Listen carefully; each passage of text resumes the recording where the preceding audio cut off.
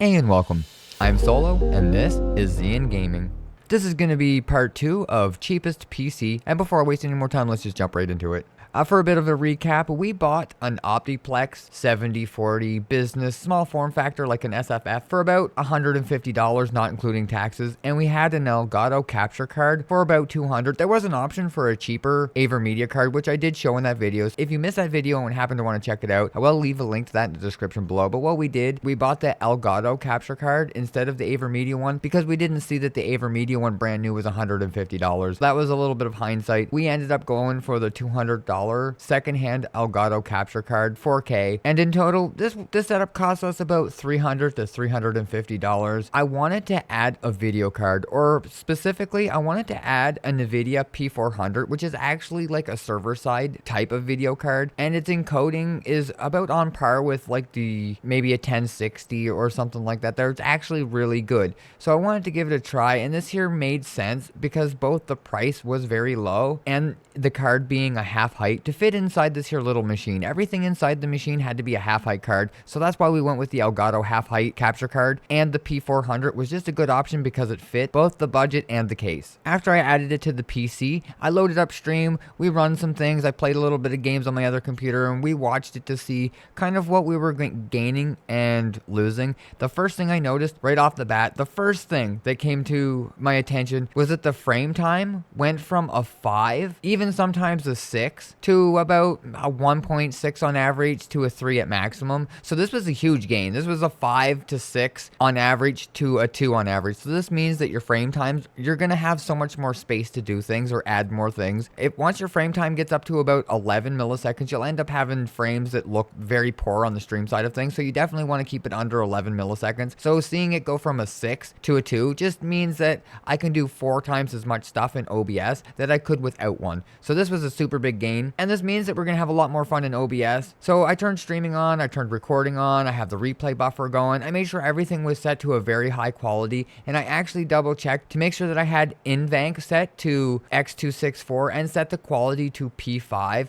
but you would definitely get by with a P6 or a P7 if your bitrate is set to 6000. My bitrate was set to 3000 from last stream. I just turned it up for this one here, but for instance, you want to put it a higher quality if you have a less bitrate because you'll get a better quality if you turn the quality up. But once you have so much bitrate, you're only going to gain so much quality. If you have a really good internet and you have a good bitrate, you can afford to turn it down a little bit if you're having issues. But in this here setup, it will handle a P5 setting in the encoder, which is really amazing. This is a really good setup, and the amount of quality that you're going to be able to gain from this here card to a 3090 is actually comparable. It actually kind of, if you knew what you weren't actually, you're not going to be using what you would gain from it. This is probably going to be the biggest jump or the biggest gain that you would have to get like a card. Like I said, you're not going to get better quality for a 6000 bit stream, and it already can do everything that we need it to do. So like upgrading a 3090 or 3080 or even something older like a 3060 or something a little bit smaller, it's not actually going to help their performance or the quality of the stream. So if you're only running a couple things, this is actually going to be the best quality you're going to be. It doesn't matter if you up your card a whole bunch or you down your card a whole bunch. As long as it's not skipping, it's actually going to be about the same quality. Not saying you can't get more quality out of a higher card, but I just think that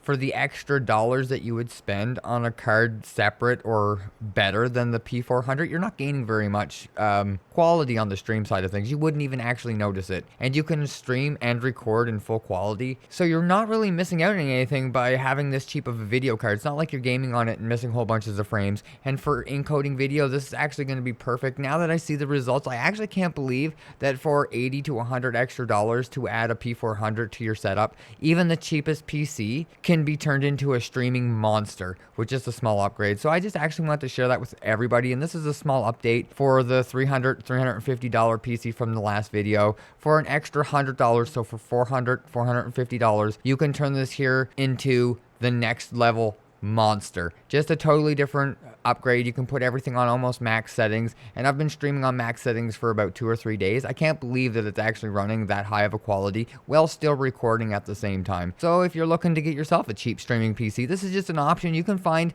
cheap PCs. This is an Intel i5 6500. That's not even a really good CPU, and I think it's an i3 6500. It is really not good at onboard video, and it was working for just the basic OBS setup. But now we can add alerts, we can add whole bunches of extra stuff, so we can actually even stream in 4K now that we have the P400. You could not before on the old setup. If you tried to do even viewing 4K on the computer itself, would make the video card, that the onboard video would just be using all the CPU, and video would be used up just on that alone. So this here video card just opens up the potential of being able to do even that much better of a stream. If you're converting 4K into a 1920 by 1080 stream, this is definitely going to be able to handle that, which is pretty cool and something that you can definitely consider looking into if you happen to want to have a second PC for streaming, for whatever reason that is, whether it impacts your FPS when you turn OBS on, or whatever the reasons may be. Definitely remember, there is other things to change the performance. If you're having problems with your single PC setup, try just disabling the preview in OBS.